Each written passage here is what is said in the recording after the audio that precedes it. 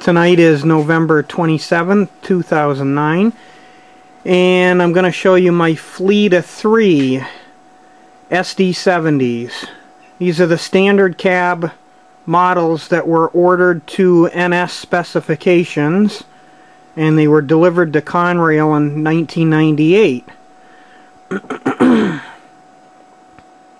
These are Athearn Genesis models.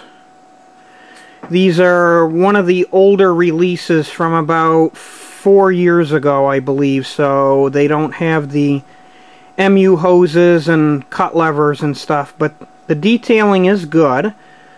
And one neat thing about this model, well, it's sort of neat, but it's sort of not. The way Athearn wired the lights, they wired them in series, I believe, with the motors. And on DC control, this allows you to get full bright lights without even moving the locomotive, as you can see right now. The problem is because they did it this way, they will not run with any other unit. Okay, so now let's do a close-up of these. There's a couple of differences that I just noticed, and it's going to make renumbering the last unit, which is an unnumbered unit. Athearn only released 2 of these with numbers, and then they did an unnumbered unit. And the problem is no one makes a correct decal for this, so I'm not sure what I'm going to do. But anyway, I noticed one difference for sure. And if you see the SD70 down there, it is black on this 2557.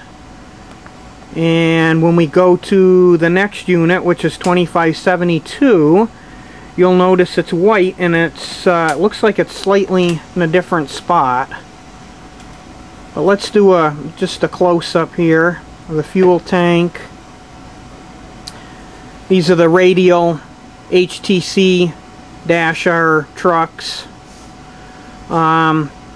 Few differences from the standard conventional, like 50 series, 60 series, 40 series. The way this cab, this bulges right here, and I believe it has something to do with either the cab signaling or the computer control system, and I'm not sure exactly what this box is here, but I think it has to do with one of those things as well. And you'll also notice that the handrail does not go into the cab like it does on the 50 series and 60 series locomotives. So it's sort of isolated for a quieter ride.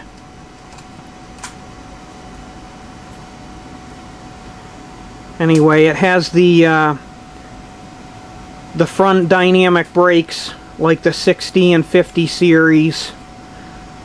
Has very a lot of similarities. The other thing that's slightly different between this model and the 60 series is this top cover is a little lower.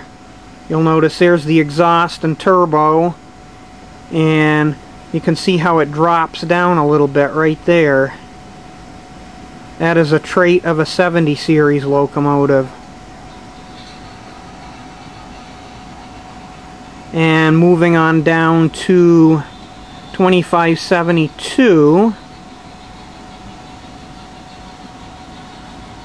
that was what I was talking about with the SD70 down there. I'm going to spin around for a better angle so you can see it better.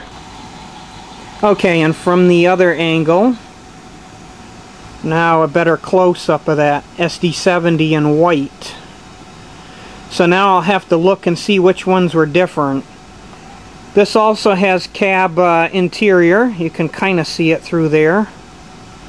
On the other unit you could see the control stand, but it's tough because it's dark. And the battery boxes.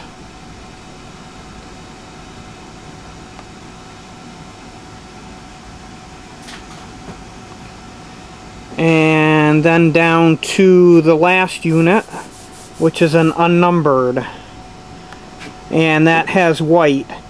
So that's going to limit my numbers that I can use, so I'll have to research what ones I can use. But again, as I mentioned before, nobody makes a decal, so that kind of is a clincher, because I don't want to put the wrong ones on, because then it's going to look funny. So not sure what I'm going to do. I might do something on the computer and try to make my own. Not sure. But anyway, excellent detail. Let's do a rooftop view. A lot of cool little details on the roofs of these. The air conditioning and the antennas. There's a little bit of piping that runs along. Another antenna. The horns could be better on these. Eventually I'll swap them out. The ditch lights on the back are not working ditch lights, which they really need to be, because these could be run long hood forward. So at some point I'll run a bulb through there and liven those up. The fans look good. Super detail on these.